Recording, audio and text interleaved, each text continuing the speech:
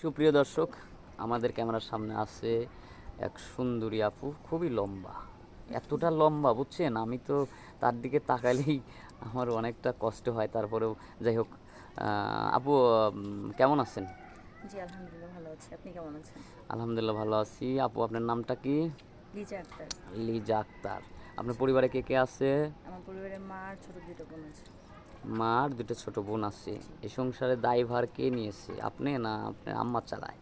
চলতেছিল কোনোমতো। বাড়িতে ছিলাম, গ্রামে ছিলাম। আমার দাদুরা আছে, নানু আছে, তারা এরা দেখাশোনা সবাই করে। মিলে দেখাশোনা করে, বাবা তো নেই? না, আমার বাবা নেই।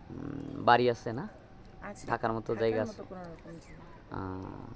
যাই হোক, তো আপনার বয়স কত? আমার বয়স ২২ বছর হয়ে গেছে। 22 বছর। তো আমাদের ক্যামেরার সামনে আসার মূল কারণটা কি? মনের মতো একটা মানুষ চাই। মনের এক মতো একটা কথায় জি। মানুষ।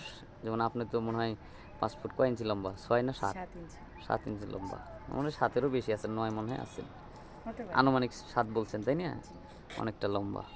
তো যাই হোক, এখন আপনার বয়স 22 বছর, তো কেমন ছেলে চাচ্ছেন আপনার পার্টনার হিসেবে?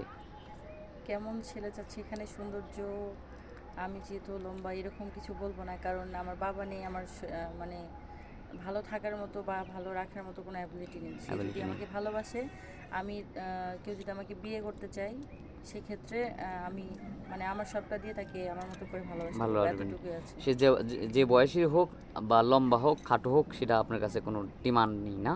না। হুম।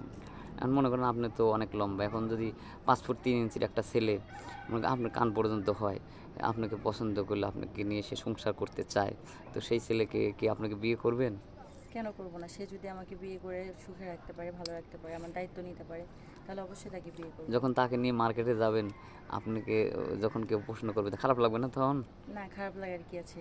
সে আমার কাছে যোগ্য। কার কাছে? সবাই সবার চোখে পারফেক্ট হয় না, সবাই সবার চোখে মানে ভালো হতে পারে না। মূল কথা হচ্ছে, হ্যাঁ, আর আমাকে তার সঙ্গে যেতে হবে তার কোনো মানেও নেই এরকম। মূল কথা হচ্ছে একজন স্বামী দরকার, জি, মাথার উপর একটা ছায়া দরকার। যেমন বাবা নেই, জি।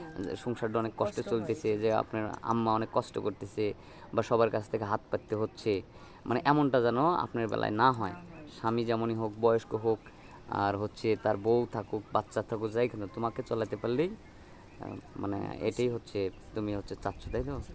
যাই হোক, আপু, এখন পার্সোনাল কোনো ফোন নাম্বার আছে? না, আমার কোনো ফোন নেই পার্সোনাল অবশ্য। ফোন নাম্বার নেই, না? জি। এই ভিডিও দেখার পর তো অনেকে চাইতে পারে, তাহলে কিভাবে যোগাযোগ করবে? কেউ যদি আমাকে চেয়ে থাকে বা আমার সঙ্গে আমাকে বিয়ে করতে চায়, তাহলে যে আপনাদের মাধ্যমে আমার সঙ্গে যোগাযোগ করতে পারে। আমাদের মাধ্যমে যোগাযোগ করতে হবে, তাই না? তো যাই হোক, আর বিষয়টা হচ্ছে, এখন তুমি আমাদের এখানে আসলে কিভাবে কিভাবে বললে যে আমাদের এখানে বিজ্ঞাপন দিলে বা অসহায় মেয়েদের বিয়ে শাদী দেই?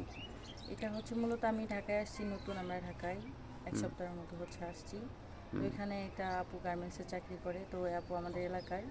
সে আমাকে বলছে যে এরকম এরকম, যেহেতু চাকরি বাকরিও সে এখন অবস্থা ভালো না, হচ্ছে না, তো তুমি আমার সঙ্গে এখানে যেতে পারো, যেহেতু তোমার কষ্ট। সে জানে শুরু থেকে কম বেশি। তারপরে ওই আপুর মাধ্যমে যাই হোক, আমাদের এখানে এভাবেই আসা। মানে একজনের মাধ্যমে হলো, যেভাবে হোক আমাদের জি। এখানে আসছো, ঠিক আছে। হ্যাঁ। ওকে, আমরা স্কিপ বাড়াবো না। সুপ্রিয় দর্শক, মেয়েটার পরিবারের সব কিছুই কিন্তু বলছি, আসলে 2-1 মিনিটে এতগুলি কথা বলা সম্ভব না, তারপরে যতটুকু সাধ্যমতো তার জীবনের গল্প বলার চেষ্টা করছে। তো এখন আর আমরা বাড়াবো না। কোনো ফোন নাম্বার নেই আমাদের স্ক্রিনে, আমাদের ইমো নম্বর দেওয়া থাকবে। সাথে যোগাযোগ করতে হলে আমাদের সাথে যোগাযোগ করলেই হবে। চেষ্টা করবো আপনাদের সাথে যোগাযোগ করার জন্য। ভালো থাকবেন, সুস্থ থাকবেন, আল্লাহ হাফেজ।